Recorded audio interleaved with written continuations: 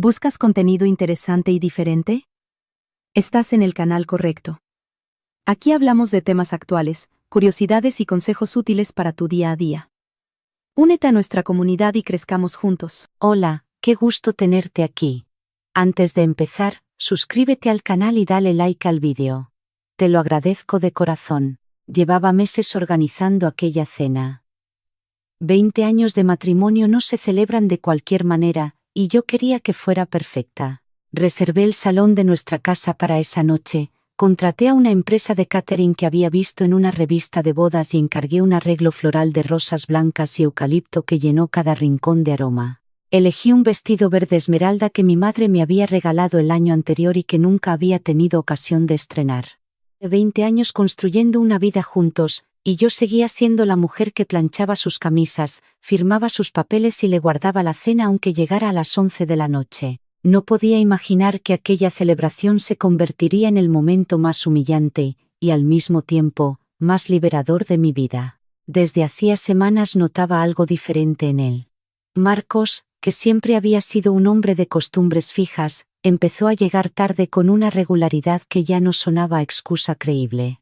Los viernes por la tarde, que antes reservábamos para cenar juntos en casa, se llenaron de reuniones de última hora. Su teléfono, que antes dejaba encima de la mesa sin el menor reparo, ahora viajaba siempre en su bolsillo. Una noche me levanté a beber agua y lo vi en el pasillo hablando en voz baja con una sonrisa que hacía mucho tiempo no me dedicaba a mí. Cuando me vio, colgó de inmediato y dijo que era un compañero del trabajo con un problema urgente. Yo asentí. Sonreí, y me fui a la cama con un nudo en el estómago que tardé horas en poder ignorar. La mañana del aniversario se levantó temprano, lo cual ya era raro en sí mismo. Dijo que tenía que pasarse por la notaría para unos trámites que no podían esperar. Me dejó un beso en la mejilla, frío como el cristal de una ventana en enero, y salió sin desayunar. Yo terminé de preparar los últimos detalles de la cena, coloqué las servilletas de hilo que guardaba para las grandes ocasiones y puse a enfriar el cava que habíamos comprado en un viaje a San Sadurní d'Anoia cuando todavía éramos felices. O al menos yo lo creía. Los invitados empezaron a llegar a las 9. Eran personas que conocíamos de toda la vida. Mi cuñada Pilar con su marido, dos parejas amigas de la universidad, los vecinos del tercero con quienes compartíamos muchas cenas, y mi amiga Cristina, que era la única que sabía que algo no iba bien entre Marcos y yo. Ella llegó la primera. Me miró a los ojos y me preguntó cómo estaba. Le dije que nerviosa. Me apretó la mano y no dijo nada más, porque Cristina siempre ha sabido cuándo hablar y cuándo simplemente estar. Marcos apareció cuando la mayoría ya estaba sentada. Entró con una sonrisa amplia, saludando a todos con esa facilidad social que siempre le había admirado, ese don para hacer que cualquier sala se sintiera cómoda con su presencia. Se acercó a mí, me dio un abrazo breve para la galería y susurró al oído que luego me contaría algo importante. La cena transcurrió con normalidad durante la primera hora. Las conversaciones fluían, el camarero servía los entrantes, alguien hizo un chiste sobre los 20 años y los presentes rieron. Yo reía también, aunque por dentro contaba los minutos.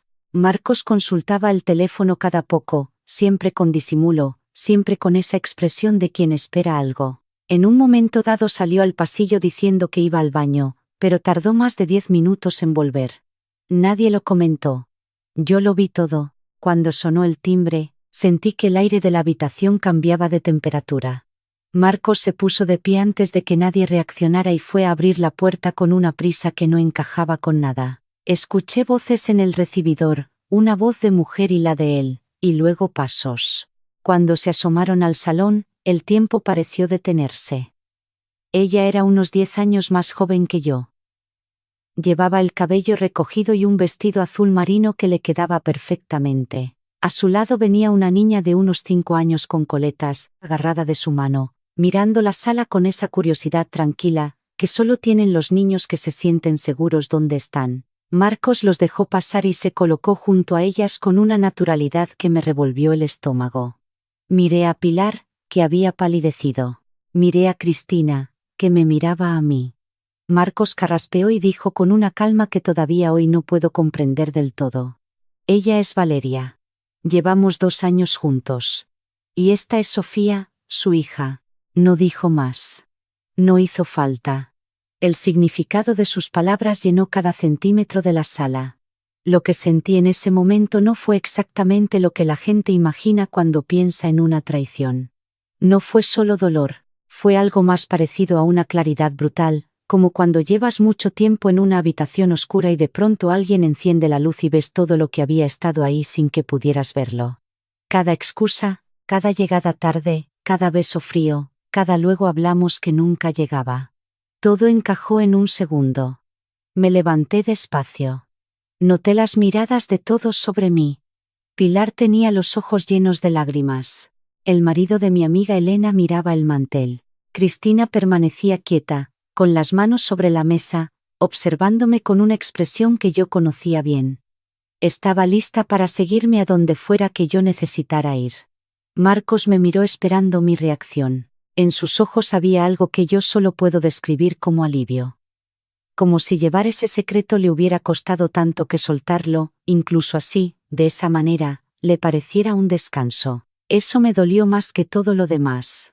Respiré. Una vez, despacio, dejando que el aire me llenara los pulmones hasta el fondo. Me dije a mí misma lo que llevaba repitiéndome desde hacía semanas, que no iba a darle el placer de verme rota delante de su nueva vida. Me dije que había esperado demasiado tiempo para este momento como para desperdiciarlo en un llanto que no se merecía. Caminé hacia la cocina con pasos tranquilos. Escuché cómo el murmullo intentaba retomar vida en el salón y fracasaba. Abrí el cajón donde guardaba las llaves del coche, la libreta de recetas y otras cosas que la gente acumula sin saber muy bien por qué. Saqué el sobre manila que había colocado allí 3 días antes, cuando ya sabía que esto iba a pasar. Volví al salón. Coloqué el sobre en el centro de la mesa, junto a la tarta que todavía nadie había cortado. Marcos frunció el ceño. Valeria, que se había sentado en el extremo del sofá con la niña en el regazo, me miró sin entender. Dije con voz serena, lo más serena que pude. Ya que esta noche es de sorpresas, yo también tengo la mía. Nadie habló. Ni siquiera Marcos. Abrí el sobre y saqué la primera hoja.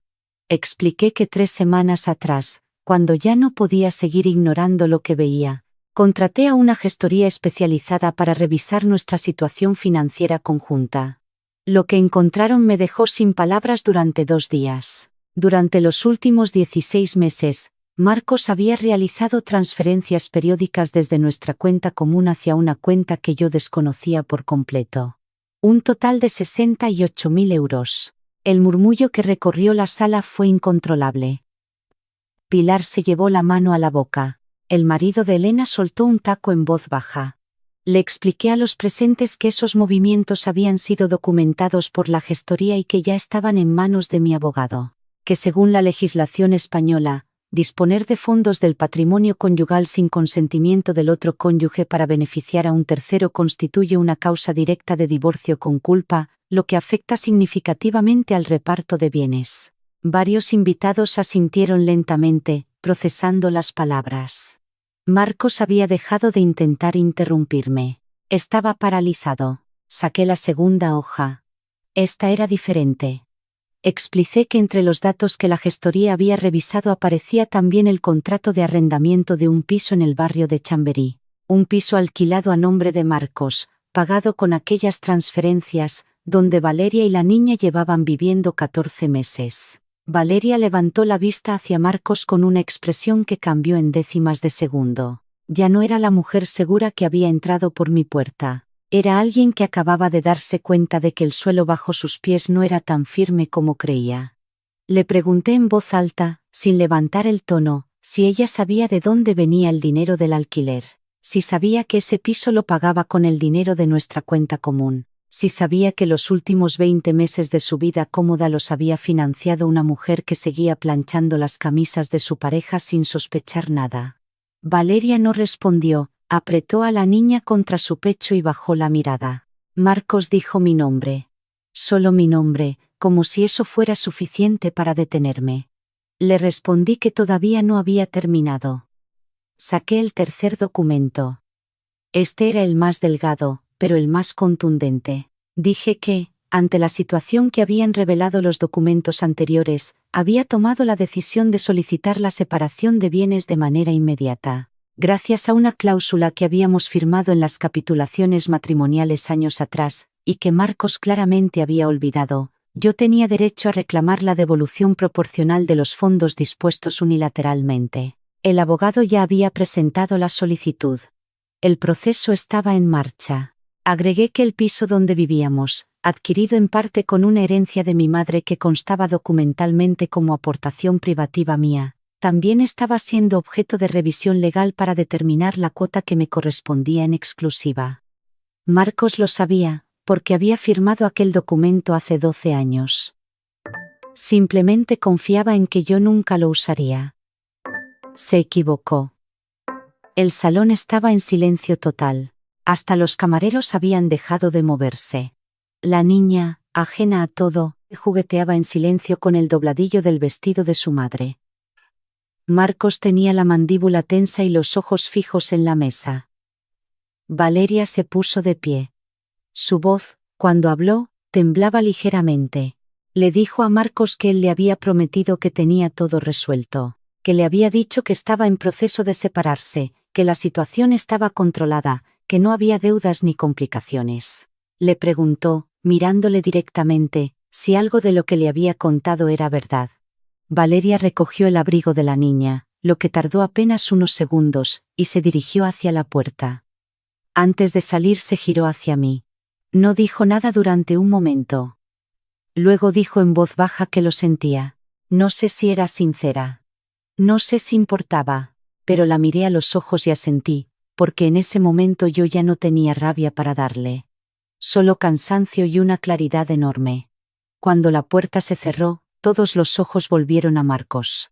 Él intentó hablar. Dijo que yo había montado todo aquello para humillarlo, que los documentos estaban sacados de contexto, que las transferencias tenían una explicación que yo me negaba a escuchar. Su voz sonaba hueca, como alguien que repite un guión que ya no convence ni a él mismo. Me acerqué a la tarta, tomé el cuchillo con calma y corté la primera porción. Mientras lo hacía, dije con la voz más tranquila que he tenido en mi vida. 20 años, Marcos, 20 años cuidé esta casa, apoyé tu carrera. Renuncié a proyectos propios para que los tuyos salieran adelante. Merezco algo mejor que esto. Y lo voy a tener. Dejé el cuchillo en el plato, alcé mi copa de cava y miré a los presentes. Alguien empezó a aplaudir. Creo que fue Cristina. Luego se sumaron otros, y en cuestión de segundos el aplauso llenó la sala con una calidez que no esperaba. Pilar lloraba. Elena me miraba con los ojos brillantes. Incluso uno de los camareros, un chico joven que debía tener unos 25 años, aplaudía con discreción desde la esquina. Marcos se levantó. No se despidió de nadie. Cogió su chaqueta del perchero del recibidor y salió cerrando la puerta con suavidad, que fue quizás lo más cobarde de todo lo que hizo esa noche. La fiesta continuó. No de la misma manera en que la había planeado, claro. Pero continuó. Pusimos música, descorchamos otra botella, y mis amigos se quedaron hasta la 1 de la madrugada acompañándome. Cristina fregó los platos conmigo mientras me contaba que desde hacía meses sospechaba algo pero no sabía cómo decírmelo. Le dije que no importaba. Que lo importante era lo que venía ahora. A la mañana siguiente me desperté sola en la cama y, por primera vez en mucho tiempo, respiré sin ese peso en el pecho que ya ni siquiera recordaba de cuándo era. Me preparé un café largo. Me senté en el balcón con la taza entre las manos y miré la calle de Madrid desperezarse con sus ruidos de siempre. Las palomas en los tejados, el camión de la basura, el olor a pan de la panadería de abajo. Todo igual. Yo, diferente. Mi teléfono no paró de sonar en toda la mañana. Mensajes de personas que habían estado en la cena, algunos que hacía años que no me escribían. Luego llegaron los mensajes de desconocidos y entendí que alguien había grabado parte de lo que ocurrió y lo había subido a las redes. No pedí que lo borraran. Tampoco lo compartí. Al mediodía llamó mi abogada, Inés, a quien había contactado 3 semanas antes cuando empecé a reunir los documentos. Me dijo que el proceso iba bien encaminado, que la documentación era sólida y que, Dada la naturaleza de las disposiciones económicas realizadas por Marcos, teníamos una posición muy favorable de cara al procedimiento de divorcio contencioso. Me explicó que la legislación española protege específicamente los bienes privativos y que la herencia de mi madre estaba perfectamente documentada como tal. Le pregunté cuánto tiempo estimaba. Me dijo que dependería de si Marcos decidía colaborar o complicarlo todo, pero que en cualquier caso ella ya había visto casos mucho más enredados que este resolverse en menos de un año. Colgué el teléfono y me quedé un momento mirando el techo. Luego me puse los zapatos y salí a caminar. En las semanas siguientes, Marcos intentó contactarme varias veces. Mensajes, llamadas perdidas, incluso una nota deslizada por debajo de la puerta que encontré un martes por la mañana. No respondí a ninguno, no porque sintiera rencor, sino porque ya no tenía nada que decirle que no estuviera siendo comunicado a través de canales legales. Era más eficiente así. Y más limpio. Lo que supe después me llegó a través de Pilar, que seguía hablando con algunos conocidos comunes. Marcos había intentado volver con Valeria, pero ella no cogía el teléfono. Según parece, cuando ella descubrió la verdad sobre el dinero y la situación real, tomó sus propias decisiones con una rapidez que a mí, honestamente, me generó cierto respeto. También supe que en su empresa, donde tenía un puesto de responsabilidad que llevaba años cuidando, el escándalo llegó a oídos de los directivos. No sé exactamente qué pasó, pero Pilar me contó que le habían cambiado de puesto a uno con mucha menos visibilidad. Marcos siempre había dicho que en el trabajo lo respetaban mucho. Supongo que el respeto, como tantas otras cosas, se construye y se pierde. Yo, mientras tanto, empecé a recuperar cosas que había dejado ir sin apenas darme cuenta. Retomé las clases de cerámica que había abandonado cuando él dijo que era una pérdida de tiempo. Volví a llamar a mi amiga Rosa, que vivía en Bilbao y con quien había perdido el contacto por razones que ahora me parecían absurdas. Empecé a explorar la posibilidad de abrir un pequeño negocio propio, algo que había estado rondándome la cabeza desde hacía años y que nunca había materializado porque siempre había algo más urgente que atender, siempre alguna necesidad de Marcos que llegaba antes que la mía. Alquilé un apartamento en el barrio de Lavapiés, pequeño pero con mucha luz, con una ventana grande en el salón desde la que se veía una plaza con un árbol enorme. Lo decoré despacio, sin prisa, eligiendo cada cosa por razones propias sin consultar a nadie. Compré una cafetera que siempre había querido y que él nunca quiso porque era cara. Me compré también una lámpara de lectura que no le habría gustado porque era demasiado moderna. Dormí con la ventana abierta, algo que él no toleraba porque decía que el ruido de la calle le impedía descansar. Dormí profundamente todas las noches. El proceso de divorcio avanzó tal como Inés había anticipado. Marcos contrató a un abogado que intentó cuestionar la documentación, pero los registros bancarios son difíciles de rebatir cuando son tan claros y tan ordenados como los que presentamos nosotros. En la vista, yo estaba tranquila. Él evitó mirarme durante casi todo el tiempo.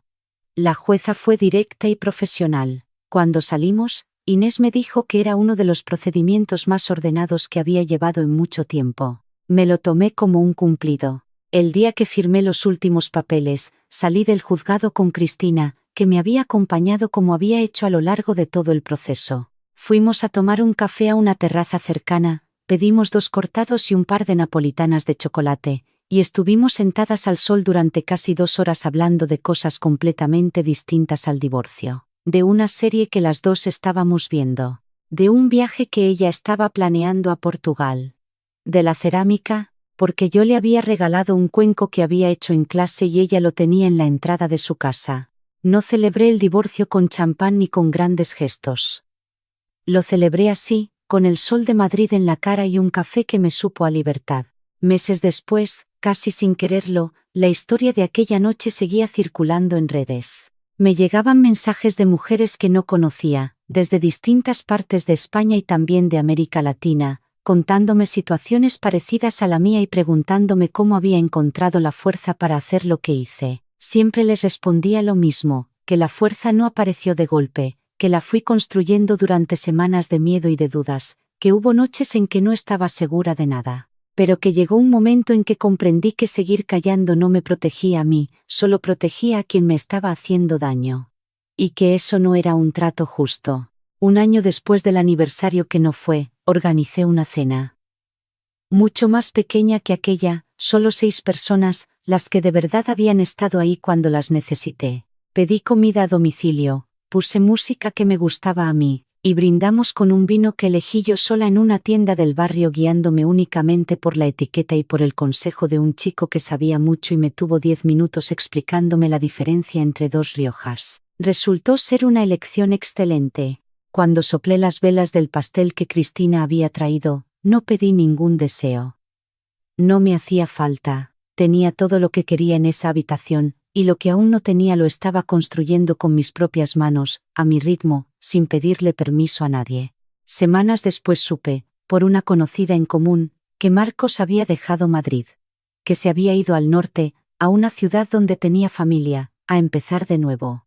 No sentí nada especial cuando lo escuché, ni alegría ni pena. Solo la confirmación de algo que ya sabía, que algunas personas, cuando se quedan sin la vida que construyeron sobre las espaldas de otra, no saben muy bien qué hacer con la suya propia. Yo sí lo sabía, lo estaba haciendo cada día.